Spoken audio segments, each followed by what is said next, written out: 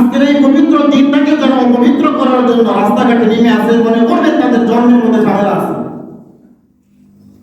তাদের জন্মের মধ্যে ভেজাল আছে, যারা আজকের এই পবিত্র দিনটাকে নোংরা দিবস হিসেবে পালন করার জন্য রাস্তাঘাটে নেমে যাবে। হয়তো শুনলে অনেক বাজেভাবে শোনা যাবে, তবে এটাই বাস্তব।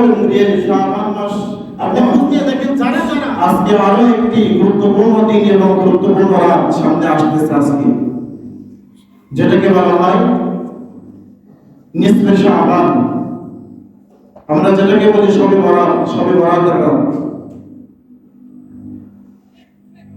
আল্লাহ সুবহানাহু ওয়া তাআলা যে আমাদেরকে এই গুরুত্বপূর্ণ একটি রাত এবং এই দিন পর্যন্ত পৌঁছে দিলেন, এটা অনেক বড় একটি আমাদের জন্য সৌভাগ্য।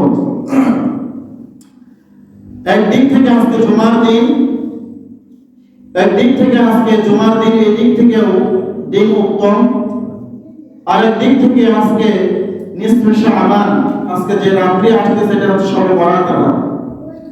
আবার আজকেই এমন একটি দিন পড়ছে যেটাকে আমাদের সমাজের কিছু কিছু নিকৃষ্টতম মানসিকতার ছেলে এবং মেয়েরা যেটাকে নোংরা দিবস হিসেবে পালন করে।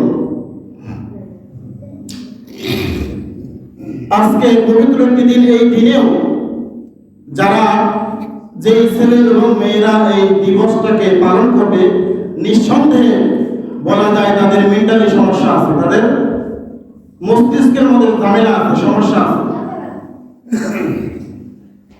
একটু পরে ভাষাই বলি, আপনি খোঁজ দিয়ে দেখেন, যারা যারা যেই সব বাবা মা তার ছেলে মেয়েদেরকে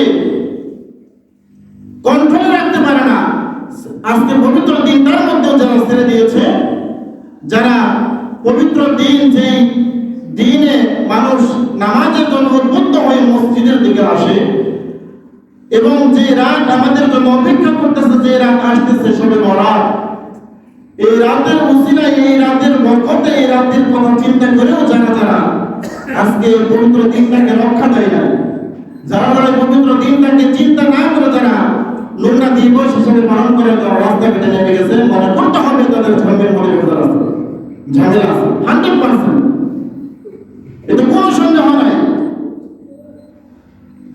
এই জন্য আল্লাহ সুবহানাহু ওয়া তাআলা যে আমাকে আপনাকে নোংরা দিবসের দিনেও এই জঘন্যতম কাজকর্ম থেকে ফারিগ করে আমাদেরকে আল্লাহ তাআলার বড় একটি নিয়ামত, বড় একটি হুকুম পালন করার জন্য তার ঘর মসজিদে আসার তৌফিক দান করেছেন, এটা অনেক বড় আমাদের জন্য একটি পাওয়া, অনেক বড় শুকরিয়া, নিয়ামত।